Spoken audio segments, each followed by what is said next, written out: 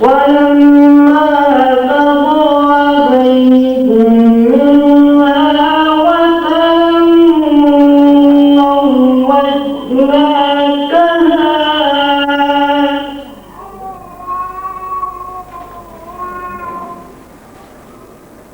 لكي لا يكون على المؤمنين حرج في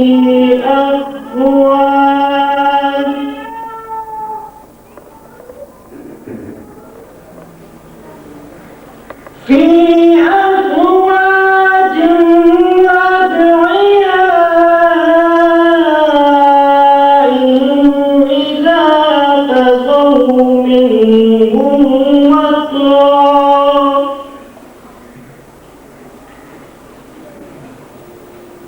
وكان أمر الله مفعولا.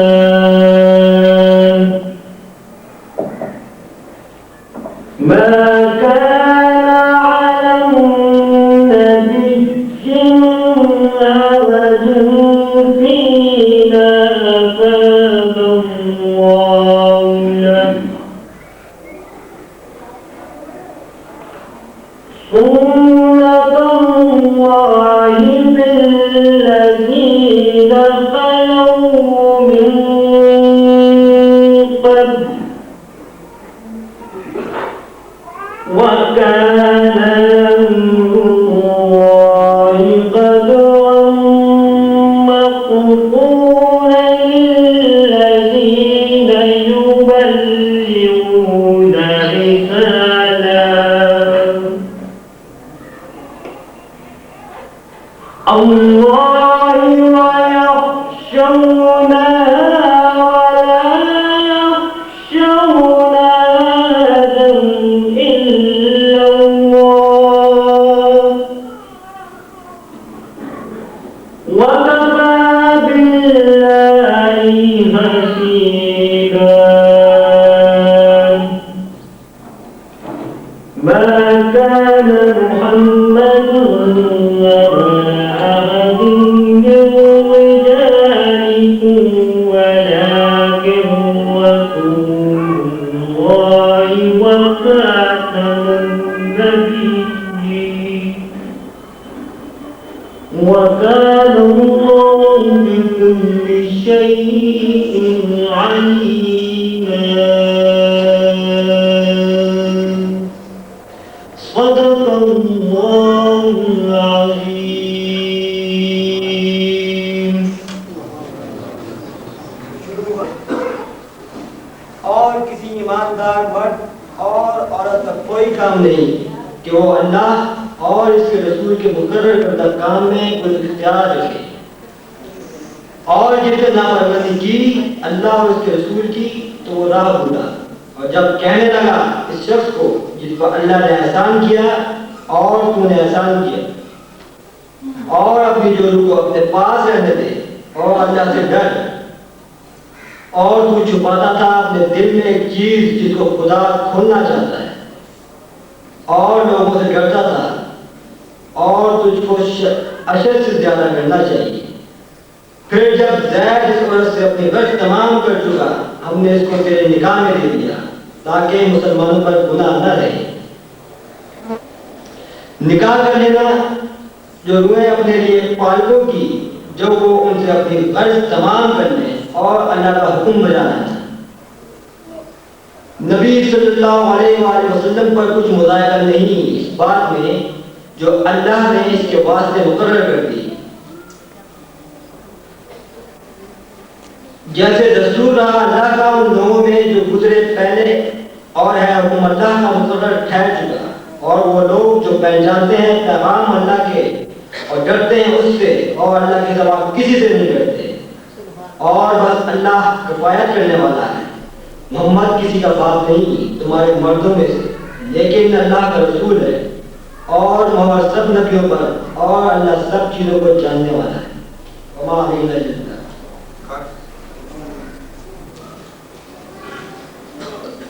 کاشف عظیمی آپ کے سامنے قرآن پاک کی آیات اور ان کا ترجمہ پیش کر رہے تھے۔ اللہ ہم سب کو اس ترجمے قرآن پاک میں اللہ تعالیٰ نے باعث تخلیق کائنات سرکار دو عالم کے بارے میں خود مختلف مقامات پر تعریف کی ہے۔ کہیں تو اللہ تعالیٰ نے فرمایا کہ اے نبی میں اس شہر کی قسم کھاتا ہوں جس شہر میں آپ تشریف لائے، اے نبی ہم نے آپ کو عالمین کے لیے رحمت بنا کر بھیجا۔ باعث تخلیق کائنات سرکار دو عالم کے حضور نظارۂ عقیدت پیش کرنے کے لیے تشریف لاتے ہیں محترم اعجاز سے۔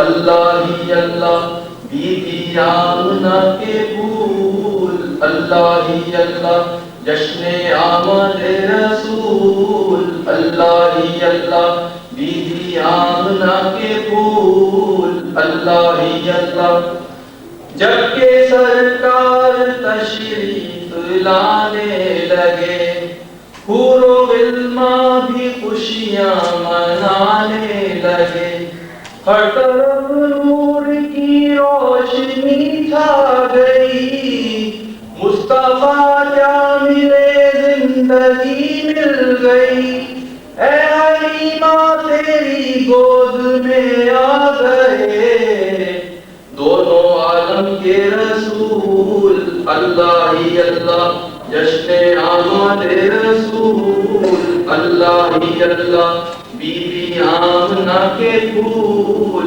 اللہ ہی اللہ چہرہ مصطفیٰ جب دکھایا گیا، چھپ گئے تارے چاند بھی شرما گیا، آمنہ دیکھ کر مسکرانے لگی، حوا مریم آمنہ دیکھ کر سب سے کہنے لگی، دعا ہو گئی قبول، اللہ ہی اللہ جشن آمد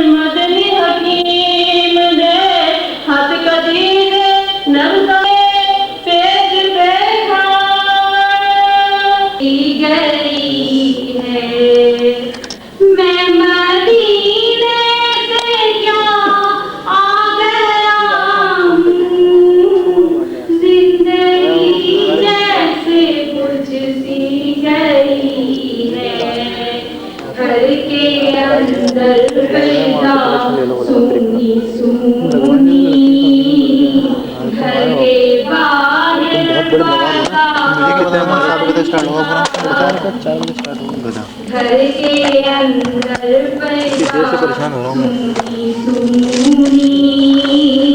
घर के बाहर इससे क्या मैं बना रहा हूँ, तुम स्टार्ट कर लो। मैं वक्त नाम लेवाऊंगा, उनकी तौसीफ मैं क्या करूंगा। मैं वक्त नाम तौसीफ मैं क्या करूंगा।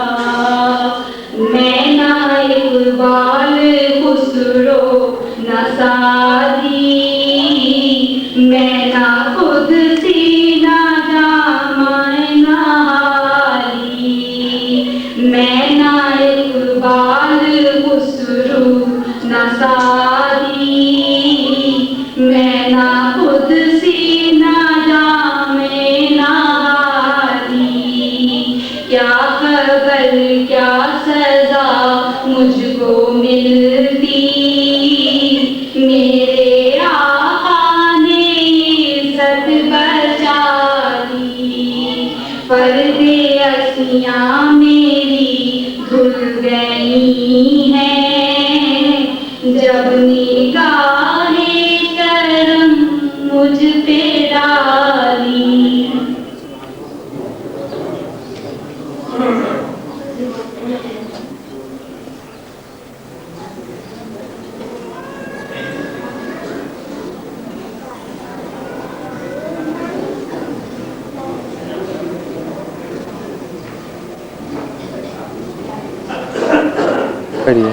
ऑटो में तुम्हें जल्दी आना चाहिए, तुम इतनी आराम से। मैं समझा शाम को स्टार्ट होगा। बस समझने की क्या बात है, जब मैंने टाइम दिया था। फोकस ऑटो है इसका? हाँ ऑटो फोकस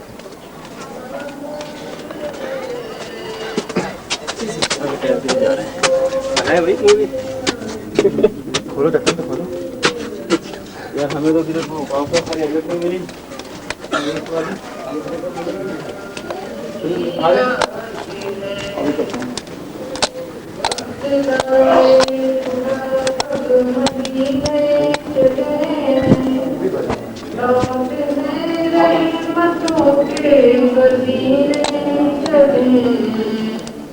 सबके मंजिल की जानिब सफीने चले, मेरी साइम दुआ आज की रात है।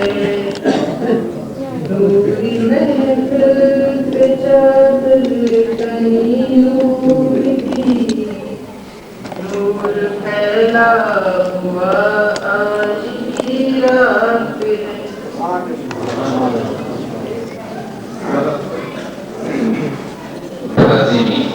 आज का ये दिन, आज का ये प्रोग्राम हम सब से ये तकाज़ा करता है कि हम क़ल्ब यकीन और अज़्म समीम के साथ इस इरादे से बोलें कि या अल्लाह, हम आपके महबूब वाक़िउल्लाह वाक़िउर रसूल के खूबसूरत नमूने बनेंगे, आपके इशारात आली पर अमल करेंगे। इशारात आली पर मबनी एक खूबसूरत मकाला पढ़ने के लिए मैं दावत देता हूँ। तशरीफ़ लाते हैं मुहतरम अब्दुल रऊफ़ हाशमी साहब।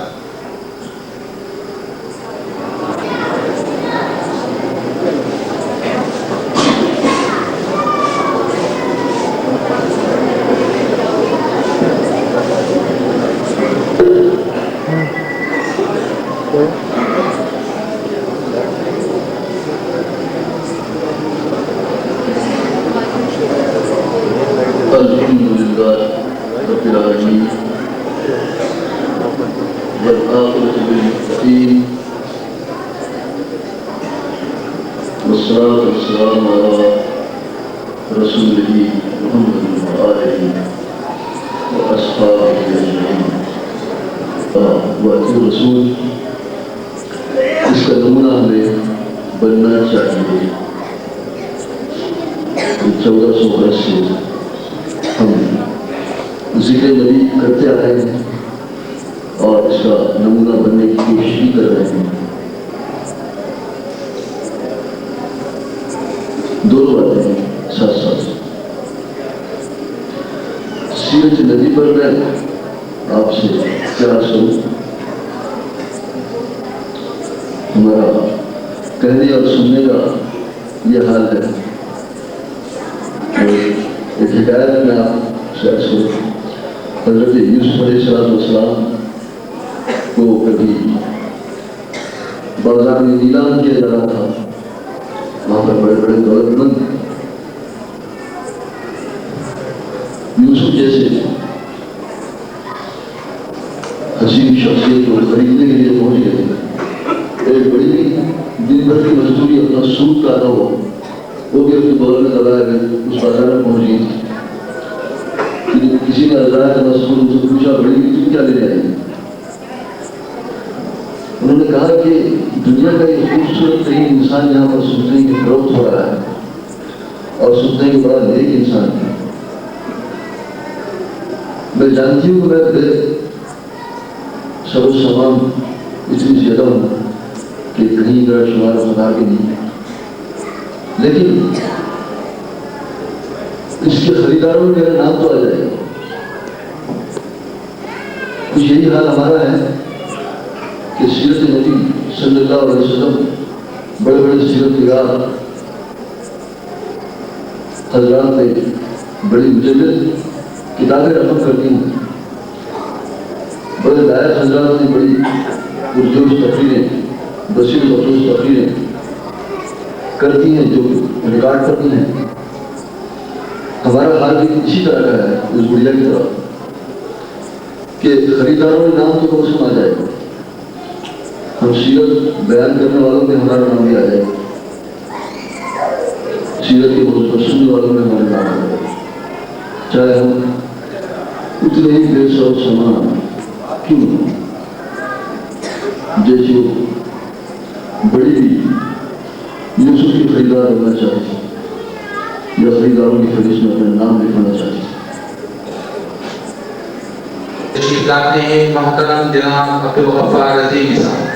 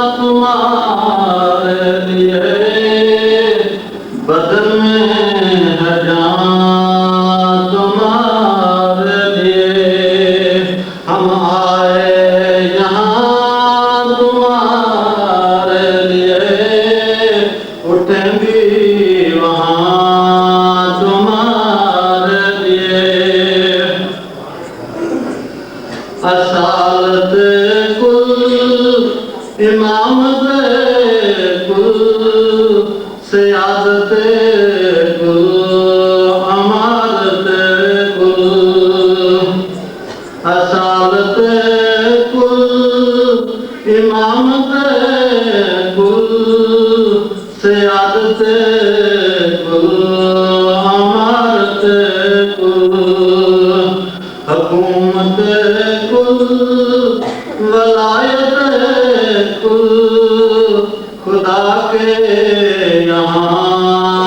تمہارے لیے، یہ شمس و قمر، یہ شام و سحر، یہ برگ و شجر، یہ باغ و قمر، یہ شمس و قمر، یہ شام و سحر، یہ برگ و شجر، یہ باغ و ثمر، یہ طیر و سکر، یہ تاج و کمر، یہ حکم رواں تمہارے لیے، نہ روح امی، نہ عرش بری، نہ لوح مبین کوئی بھی کہیں، نہ روح امی، نہ عرش بری، نہ لوح مبین کوئی بھی کہیں، خبر ہی نہیں جو رمزیں کھلی ازل کی نہاں تمہارے لیے، خلیل و نجی، مسیح و صفی، سبھی سے کہیں بھی نہیں، خلیل و نجی، مسیح و صفی، سبھی سے کہیں بھی نہیں، یہ بے قبری خلق پھرے کہاں سے کہاں تمہارے لیے۔ حضرت عیسیٰ سرکار دو عالم کے حضور نذرانہ عقیدت پیش کر رہے تھے۔ اللہ تعالیٰ نے فرمایا کہ میں نے آپ کو رحمت للعالمین بنا کر بھیجا، یعنی عالمین کے لیے رحمت۔ آپ کی پوری زندگی، مقدس زندگی اخلاق کا ایک خوبصورت نمونہ ہے۔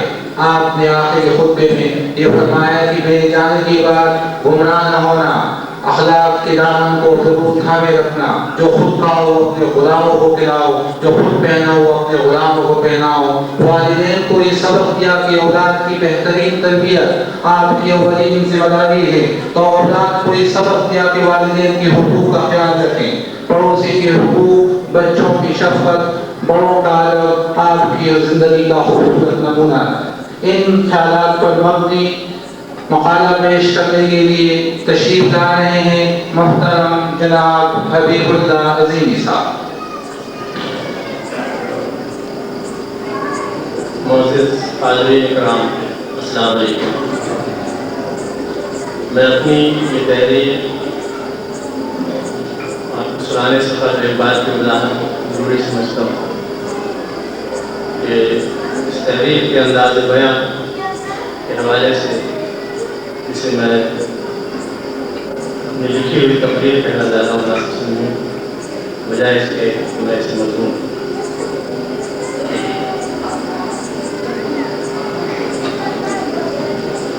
بسم اللہ الرحمن الرحیم۔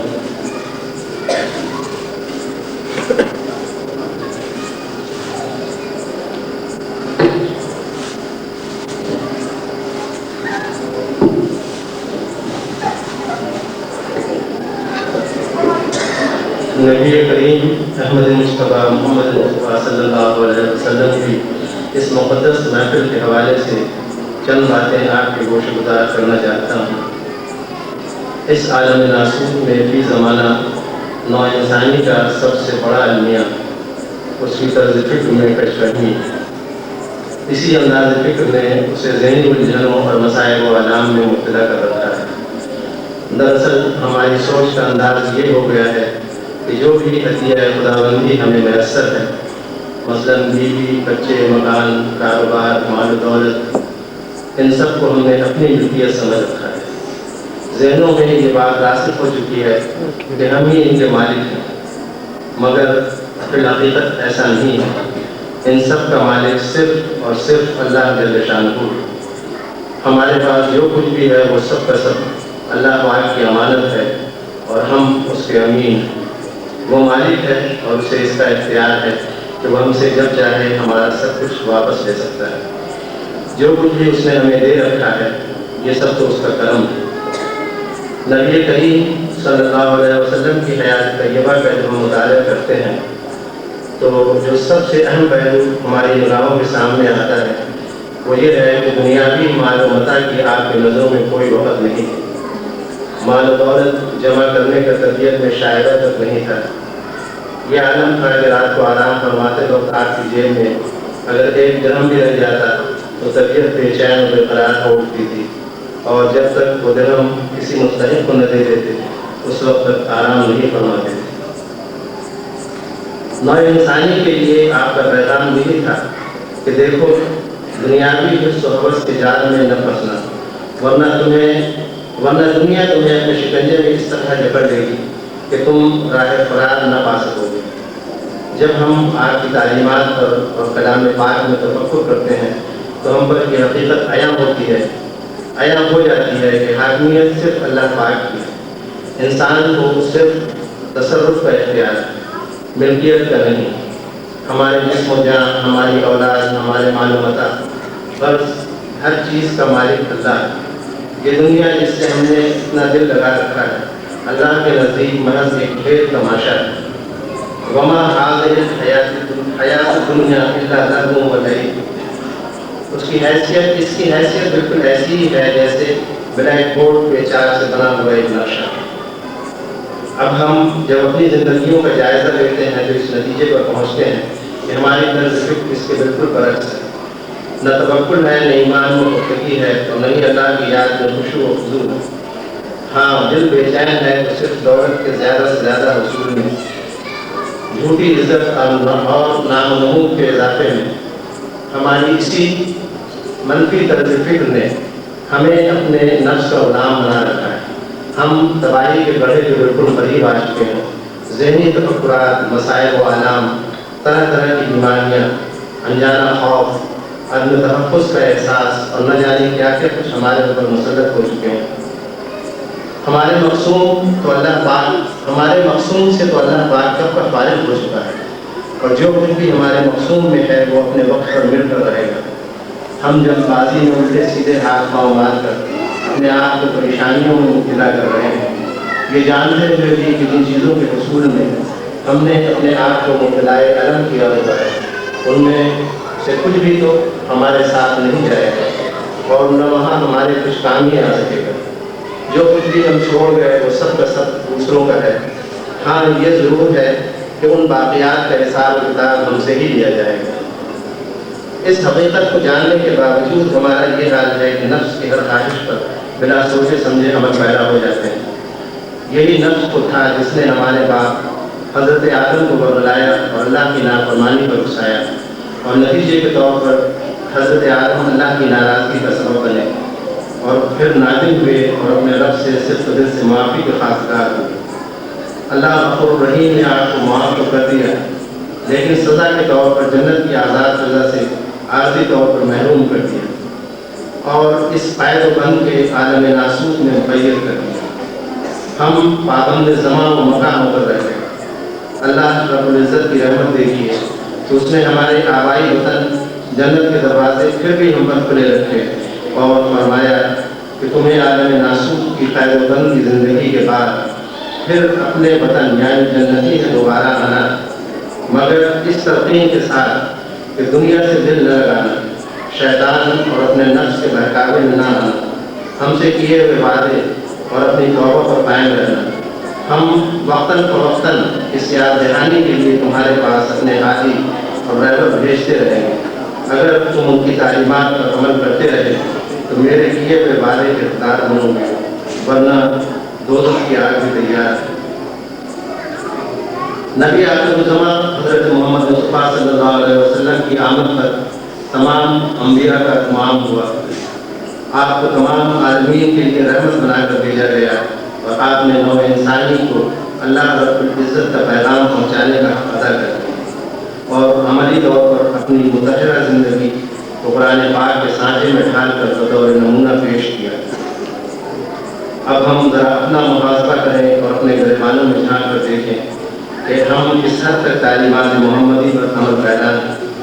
شاید ہمارے ضمیر کے تار گنگنا اٹھیں، ان میں کچھ ارتعاش پیدا ہو اور مختلف لہریں ہمیں شاید اس لمحے سے قریب کر دیں اور ہمارے تصور کی نگاہوں کے سامنے وہ منظر آ جائے کہ حضرت آدم اللہ کے حضور اپنی نافرمانی کا اعتراف کر رہے ہیں اور شرمندگی سے نگاہیں جھکی ہیں اور زبان سے الفاظ ادا ہو رہے ہیں کہ اے ہمارے رب، ہم نے اپنے اوپر ظلم کیا، اگر تو نے ہمیں معاف نہ کیا تو ہم تو بہت ہی خسارے میں رہیں گے۔ شاید یہ منظر ہمیں بعد وقت سے جگا سکے۔ ہم زبانی طور پر اس بات کا اقرار تو کرتے ہیں کہ دنیا یہ قید خانہ ہے، مگر دل سے ایسا نہیں سمجھتے۔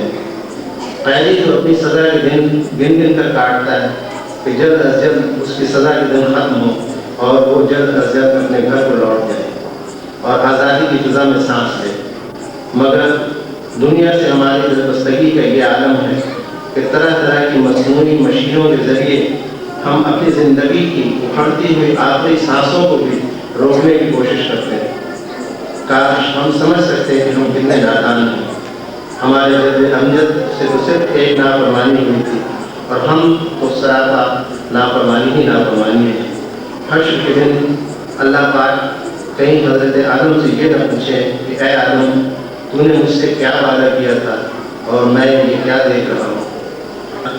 ہم دلی دست ہیں، ہمارے دامن گناہوں کے بوجھ سے تار تار ہو چکے ہیں، ہماری زبانیں گنگ ہو چکی ہیں، ہم سرتا پاک کھوکھلے ہو چکے ہیں۔ نہ زبان کو یارہ ہے اور نہ ہاتھوں میں اتنی جرت ہے کہ تیرے سامنے پھیلا سکے۔ بس ہمیں تیری رحمت کا ہی سہارا نظر آتا ہے کہ ہمارے گناہ تیری رحمت کی وسعت کے سامنے ایک ذرے کی حیثیت رکھتے ہیں۔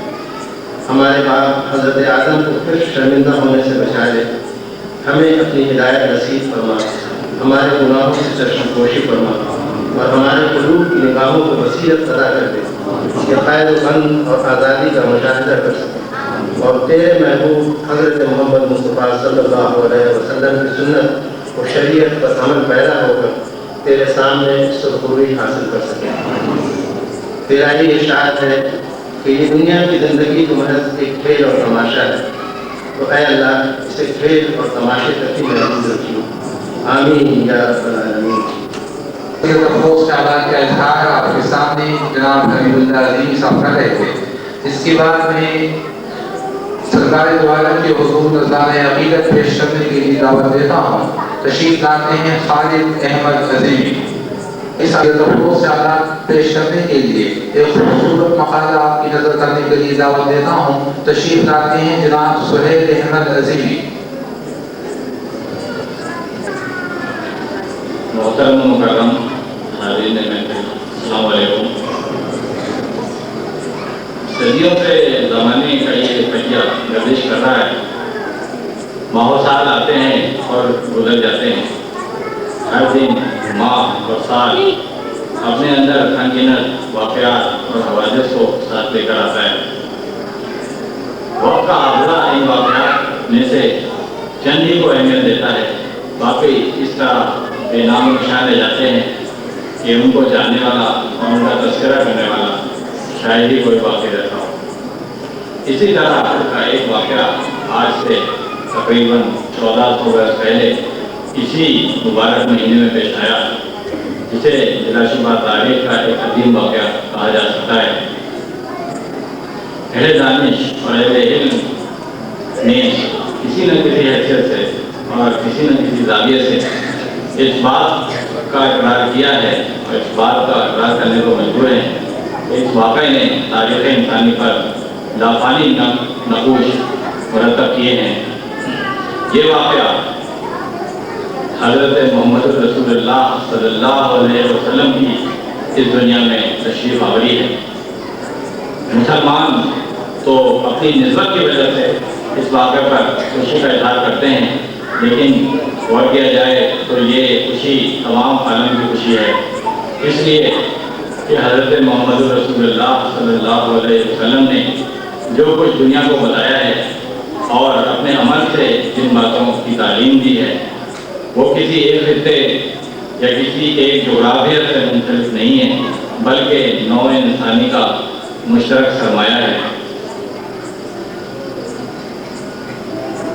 انسانی عقل اپنی کارکردگی میں ہمیشہ افراد و تفریط میں مبتلا رہی ہے۔ وہ اپنی اصل تلاش کرنا چاہتی ہے لیکن درماندگی محسوس کرتی ہے، معاملات میں اختلاف رائے ہو جاتا ہے۔ جب زندگی کے مسائل حل کرنے میں سرگردہ ہوتی ہے تو مفادات اس پر غالب آ جاتے ہیں۔ اگر انسانی عقل کو رہنمائی میسر نہ ہو تو انسان کی دنیا جائے تصادم بن جائے گی اور ایک گروہ اپنے مفاد کے لیے دوسرے کا خون کا پیاسا بن جائے گا۔ انسانی عقل کی اسی عاجزی اور کمزوری کو رفع کرنے اور اسے ہدایت کی روشنی بخشنے کے لیے اللہ تعالیٰ نے اپنے منتخب اور انعام یافتہ بندوں کو علوم، حقائق اور ہدایت سے آشنا فرمایا اور ان بندوں کی معرفت انسان کو ہدایت کا راستہ دکھایا۔ انبیاء علیہ السلام نے اپنے اپنے زمانے میں حق متراشیوں کو اپنے علم اور اپنی تعلیم سے سیراب کیا اور انہیں اخوت کے رشتے میں منسلک کیا، لیکن اس کار عظیم کو نہایت تفصیل اور تکمیل کے ساتھ جس ہستی گرامی قدر نے انجام دیا وہ بلا شبہ حضور اکرم صلی اللہ علیہ وسلم کی ذات اقدس تھی۔ چنانچہ حضرت عیسیٰ علیہ السلام نے فرمایا کہ مجھے ابھی تم سے بہت سے امور کہنا تھے لیکن اب تم کو ان کے تحمل کی طاقت نہیں ہے، لیکن جس وقت وہ روح حق آئے گا وہ تمہیں تمام تر حق کی طرف ہدایت کرے گا، کیونکہ وہ خود اپنے نفس سے کچھ نہ کہے گا بلکہ جو کچھ سنے گا وہ کہے گا۔ انبیاء کرام نے جس آنے والے نبی کی بشارتیں دی تھیں اور حضرت عیسیٰ نے بالخصوص جس کا تذکرہ فرمایا تھا وہ ہستی آخری نبی حضرت محمد رسول اللہ کی ذات اقدس تھی۔ ظہور نبی کے بارے میں شاد خداوندی ہوتا ہے، بلا شبہ اللہ نے احسان عظیم کیا ہے ایمان والوں پر کہ ان میں ایک رسول مبعوث فرمایا ہے جو انہی میں سے ہے اور جو انہیں اس کی آیات پڑھ پڑھ کر سناتا ہے اور ان کا تزکیہ کرتا ہے اور انہیں کتاب و حکمت کی تعلیم دیتا ہے۔ ان آیات میں خالق کون و مکان نے حضور علیہ السلام کی بعثت اور ان کے فقید رسالت کو احسان عظیم فرمایا ہے۔ نظام قدرت نے ہر طرح سے اس کا سامان کیا کہ انصاف پسند اور صحیح فطرت ارواح ظاہری شواہد سے بھی نبی اکرم کی نبوت اور عظمت کو پہچانے۔ بچپن سے لے کر جوانی تک آپ نامسائل اور صبر آزما حالات سے گزرے، کہیں زانوی تلمس طے نہیں کیا، کسی مدرسے نہیں گئے، لیکن چانک آپ کی زبان مبارک سے علم و حکمت کے ایسے چشمے جاری ہوئے کہ جس کی ظاہری توجیہ کرنے سے عقل عاجز رہے۔ آپ کی شخصیت نے لوگوں کی کایا پلٹ دی اور صدیاں گزرنے کے بعد بھی یہ فیض اسی طرح جاری اور ساری ہے۔ یہ علم حکمت نبوت رسالت آپ کو خدای ذوالجلال کی طرف سے عطا ہوئے۔ اللہ تعالیٰ نے آپ کو نبوت کے لیے منتخب فرمایا اور آپ کی روح کو، آپ کے شعور کو علم کی اس معراج تک پہنچایا گیا جہاں کائنات اور اس سے ماورا حقائق آپ کے سامنے آئینہ ہو گئے۔ اسی حقیقت کو آپ نے کوہ صفا کے خطاب میں بہت آسان مثال کے ذریعے واضح فرمایا جو آپ کے مقام نبوت کی ایک خوبصورت تشریح ہے۔ آغاز رسالت میں ایک دن آپ کوہ صفا پر چڑھ گئے اور لوگوں کو آواز لے کر جمع فرمایا۔ کہا اگر میں یہ کہوں کہ پہاڑ کے پیچھے ایک بڑی فوج جمع ہے جو تم پر حملہ ہونے والی ہے تو کیا تم اس کا یقین کرو گے؟ یہ مثال اتنی واضح تھی کہ مخالفین تک یہ کہنے پر مجبور گئے کہ آپ کو ہم نے ہمیشہ سچ بولنے والا پایا ہے اور آپ ان کے پہاڑ کے اوپر کھڑے ہیں، اس لیے ہر طرف دیکھ کر صحیح بات بتا سکتے ہیں۔ चुनांचे अल्लाह ताला की तरफ से जब आप इल्म हिकमत और नबूवत की बुलंदियों को पहुँचे तो अल्लाह ताला ने नौ इंसानी पर एहसान यकीन फरमाते हुए आपको खरीदा रिसालत अदा किया। वो ये कि अपने इल्म से नौ इंसानी को हिदायत का सामान मुहैया करें ताकि अहले ईमान अकीदत और इतनी मोहब्बत दी है हुजूर अकरम सल्लल्लाहु अलैहि वसल्लम के लिए कि वो हुजूर अकरम सल्लल्लाहु अलैहि वसल्लम की जो तलीमात हैं, अल्लाह ताला की जो हिदायत हैं, उन पर चलने के लिए फाने लाई हासिल करने के लिए अपना सफर जारी रखेंगे। इसके साथ ही मैं अल्लाह से ये दुआ हूँ कि अल्लाह ताला हम तमाम बहनों भाइयों को और उम्मत मोहम्मदी को जो है सिरात मुस्तकीम पर चलने की तौफीक अता फरमाए। हम पर हुजूर अकरम सल्लल्लाहु अलैहि वसल्लम की खास रहमतें और नवाज़िशें फरमाए और हमें हुजूर का फैसला बंदगी जिंदगी बेबंदगी शर्मिंदगी वातिउल्लाह वातिउर रसूल के बगैर जिंदगी नामुकम्मल है। इन ख्यालात का इजहार आपके सामने मोहतरम मसूदार साहब फरमा रहे थे। इसके बाद मैं इस शख्सियत को दावत देता हूँ, वो हुजूर ख्वाजा शमसुद्दीन अज़ीम साहब के फर्जंदे अव्वल, हम सब के लिए काबिल एहतराम, काबिल कदर, काबिल फख्र तशरीफ लाते हैं मोहतरम जनाब वफा यूसुफ कज़ीमी।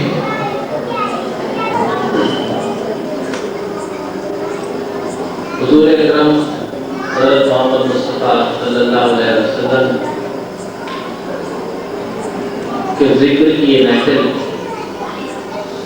या आप अलैहिस्सलाम के जिक्र की हर महफिल बेइंतहा बरकत और सादत का बाइस होती है।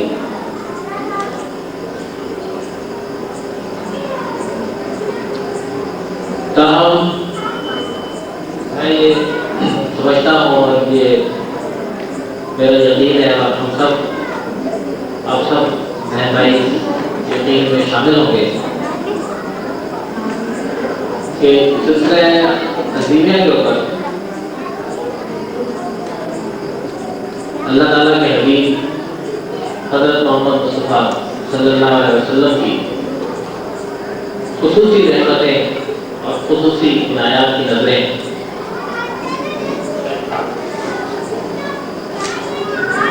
अल्लाह ताला का बड़ा शुक्र है कि उसने हमें सिलसिले ज़ीने के बाद हुजूर कलंदर बाबा औलिया की वसादत से अल्लाह ताला की ज़ात के इरफान के जज्बे से आशना और आगाह किया और हुजूर कलंदर बाबा औलिया की ज़ात के हवाले से उनकी मार्फत से हमें इश्क़ मोहम्मद रसूलुल्लाह सल्लल्लाहु अलैहि वसल्लम की अजीम दौलत और सादत मैसर आई और इसी हवाले से सिलसिला ज़ीना के इमाम की तालीमात के, उनकी हिदायत के और उनकी इनायात के हवाले से और हमारे सिलसिले के सरबराह और हमारे पीर व मुर्शिद हज़रत ख्वाजा शमसुद्दीन अज़ीमी की तालीमात के हवाले से ये बात हम सब के दिलों में नासिर है कि अज़ीमी बरादरी के हर फर्द का, अज़ीमी बरादरी के हर रुकन का, हर मर्द का, हर औरत का, हमारी हर लड़की का, हर जवान का, हर बूढ़े का, जो भी हमारे सिलसिले के भाई हैं और जो हमारे साथ जो इस सिलसिले के पैगाम को समझने वाले हैं, उन सब का حضور علیہ السلام کے لائے ہوئے مشن کے ساتھ ایک کمٹمنٹ ہے. ہماری حضور نبی کریم علیہ السلام کے مشن کے ساتھ کی تکمیل، وہ مشن جاری و ساری ہے، وہ قیامت تک جاری ہے، اور اس مشن کی تکمیل میں حصہ لینا ہر مسلمان کی ذمہ داری ہے. لیکن ہمارے دلوں میں یہ بات راسخ ہے اور ہمیں اپنے پیر و مرشد سے، حضرت خواجہ شمس الدین عظیمی صاحب سے، اور ہمیں اپنے سلسلے کے امام سے یہ بات منتقل ہوئی ہے کہ یہ ذمہ داری تو ہر مسلمان کی ہے، لیکن سلسلہ عظیمیہ کے بھائیوں کی، بہنوں کی اور سلسلہ عظیمیہ کے پیغام کو سمجھنے والوں کی دوہری ذمہ داری ہے. وہ اس کمٹمنٹ کو سمجھیں اور اس کے لیے اپنا کردار ادا کریں. کسی بھی ذمہ داری کی تکمیل کے لیے، کسی بھی فرائض منصبی کی تکمیل کے لیے کچھ تقاضے ہوتے ہیں. اگر آپ کوئی چھوٹا سا کام خود کرنے نکلیں یا کسی سے کروانا چاہیں، اگر آپ کسی سے کوئی کام کروانا چاہیں گے تو آپ کی خواہش ہوگی کہ جو کام جس شخص کو دیا جا رہا ہے اس کے اندر اس کی تکمیل کی صلاحیتیں موجود ہوں.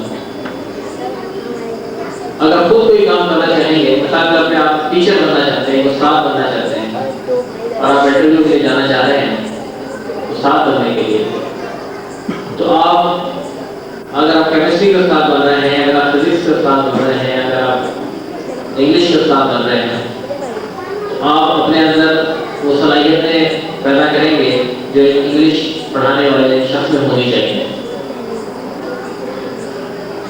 اس کے بغیر آپ اپنے آپ کو نامکمل اور ادھورا سمجھیں گے اس منصب کے لیے.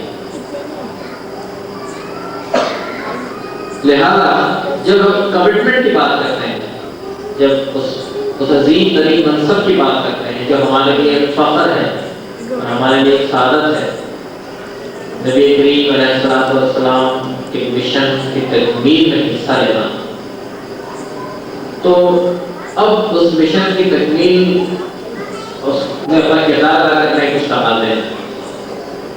لہذا آج کی اس تقریب کے حوالے سے، آج نبی کریم صلی اللہ علیہ وسلم کی ذکر کی عظیم الشان بابرکت محفل کے حوالے سے ہم سب کو اپنا جائزہ لینا چاہیے کہ ہم جو اس منصب کے ملنے پر تو خوش ہیں، اس کو اپنے باعث فخر اور باعث سعادت سمجھتے ہیں، ہمارے اندر اس کی تکمیل کی کتنی صلاحیتیں موجود ہیں، اور جو ہمارے اندر صلاحیتیں کم ہیں تو ہم ان صلاحیتوں کو بڑھانے کے لیے کیا کوششیں کر رہے ہیں. خدا کا شکر ہے کہ ہمیں ہمارے عظیم باپ حضرت خواجہ شمس الدین عظیمی کی شکل میں اللہ تعالیٰ کی ایک عظیم نعمت اور ایک عظیم انعام میسر ہے.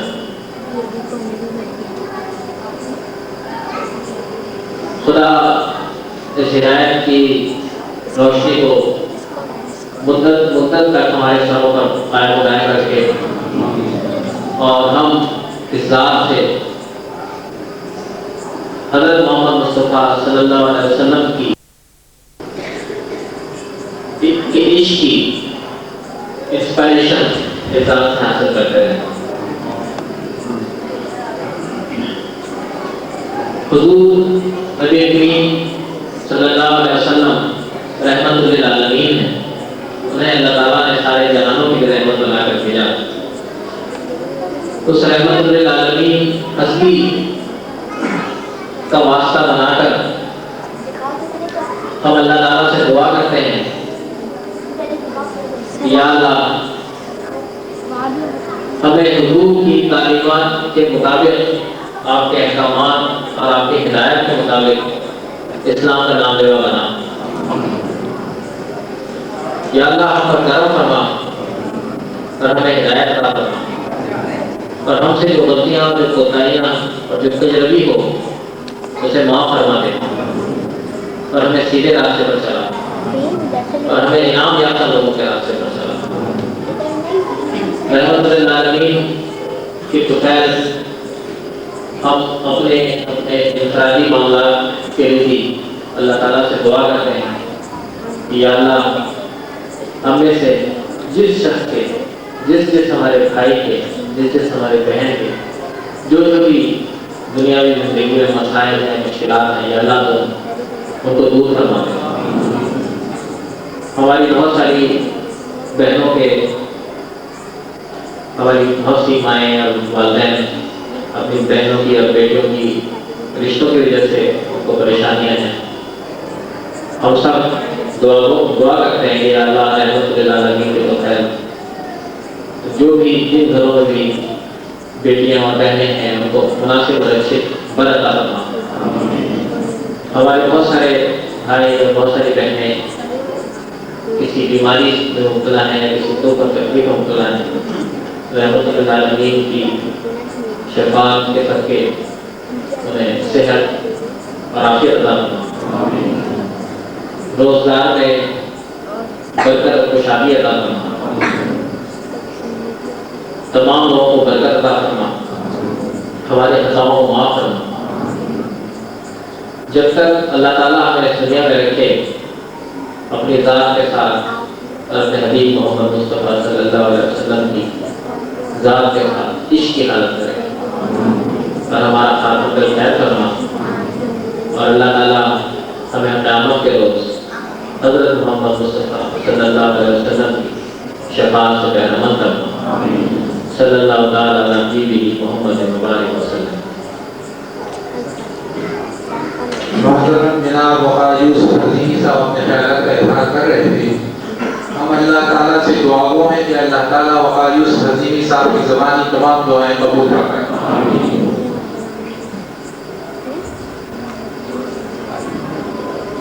معزز حاضرین کرام، آپ تمام دوستوں کو بخوبی معلوم ہے کہ آج کل حضور خواجہ شمس الدین عظیمی صاحب پاکستان میں موجود نہیں ہیں، وہ ہندوستان کے دورے پر گئے ہوئے ہیں۔ گزشتہ روز حیدرآباد سے جناب ارشد عظیمی صاحب نے جب ان سے بات چیت کی، سب دعا سلام کی اور آج کے پروگرام کے بارے میں وہ بتایا، تو حضور خواجہ شمس الدین عظیمی صاحب نے آج اس پروگرام کی توسط سے آپ تمام دوستوں کے لیے 4-5 جملوں پر مشتمل ایک پیغام بھیجا ہے۔ یہ ہم سب کے لیے خوش قسمتی ہے، قابل مسرت ہے، باعث خوشی ہے کہ انہوں نے اتنے دور ہمیں اپنی محبتوں میں اپنی عنایات میں یاد فرمایا۔ ان کے پیغام کو انہیں کے الفاظ میں پیش کرنے کے لیے میں دعوت دیتا ہوں حیدرآباد سے وابستہ ہمارے دوست ارشد عظیمی۔ پہلے سے میں حیدرآباد محبت جانب کے عظیمی دوستوں کو اتنے سے پروگرام کی محبت دیتا ہوں۔ کل ابا جی سے میری ٹیلی فون کے اوپر اندر بات ہوئی تھی، تو ابا جی نے کہا، میں آج کے پروگرام کا ابا جی سے ذکر کیا تھا کراچی مراقبات میں آج کا پروگرام ہو رہا ہے اس روز علی پر، تو ابا جی نے کہا کہ آج وہاں پر پروگرام ہو رہا ہے تو میرے تمام نزیمی بچے آئے ہوئے ہوں گے تو تم میرا ان کو سلام کہہ دینا۔ ابا جی نے کہا کہ بچے سے کہنا ہے کہ میں ابا جی کہا آپ سب کو ابا جی بہت یاد کرتے ہیں وہاں پر۔ ابا جی کہا کہ میرے یہاں پر مشن کے سلسلے میں بہت مصروف ہوں، میں یہاں پر سلسلے کا بہت کام ہوا ہے، یہاں پر ورکشاپ کے بہت سے پروگرام ہیں جس سے یہاں کے لوگوں کے علم میں بہت اضافہ ہوا ہے۔ لوگ وہاں پر مختلف قسم کے سوالات پوچھتے ہیں، روحانیت، قدرت رافی، ٹیلیپیتھی وغیرہ، اور آخر میں ابا جی نے کہا کہ میرے عزیز بچوں کو بہت بہت پیار دینا اور دعا و سلام کہنا۔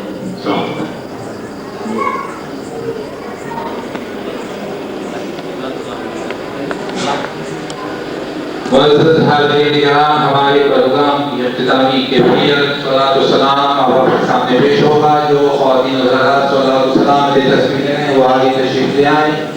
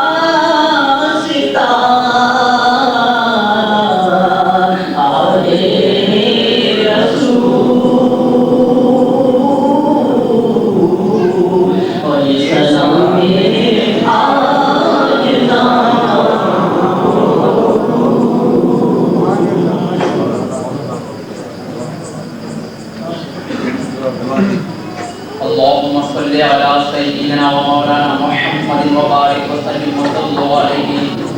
اللهم ربنا آتنا في الدنيا حسنة وفي الآخرة حسنة وقنا عذاب النار وقنا عذاب القبر وقنا عذاب الحشر وقنا عذاب الميزان. یا اللہ یا رحمان یا رحیم، تیرے ان گناہگار بندوں نے تیری بارگاہ میں ہاتھ دراز کر دیے ہیں.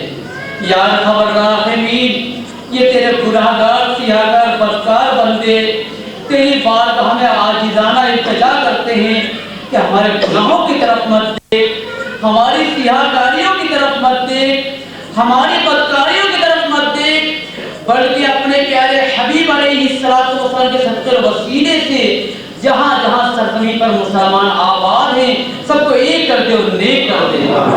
یا اللہ جو بیمار ہیں ہم کو شفا کلی عطا فرما. یا اللہ جو قرض دار ہیں ہم کو قرض سبک دوش فرما.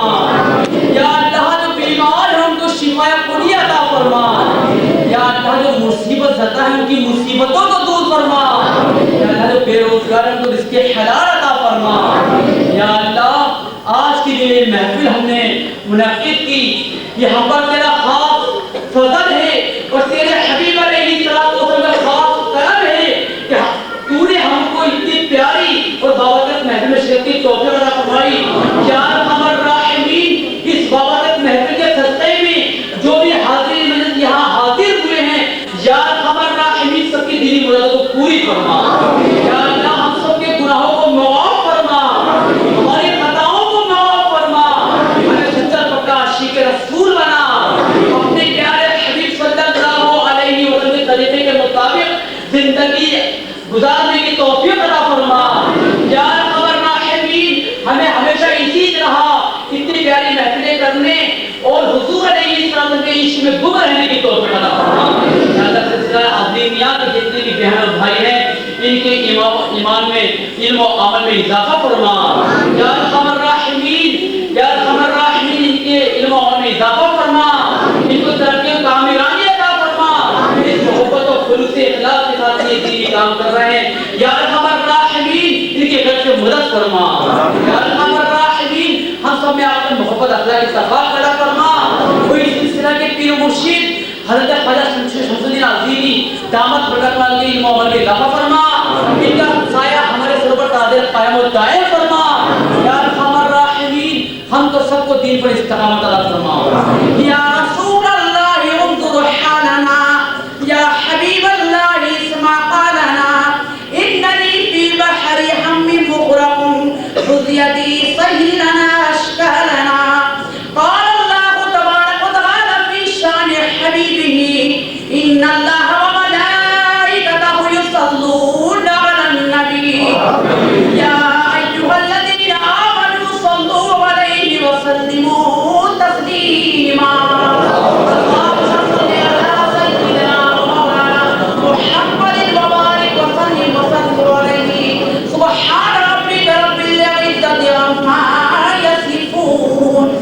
والسلام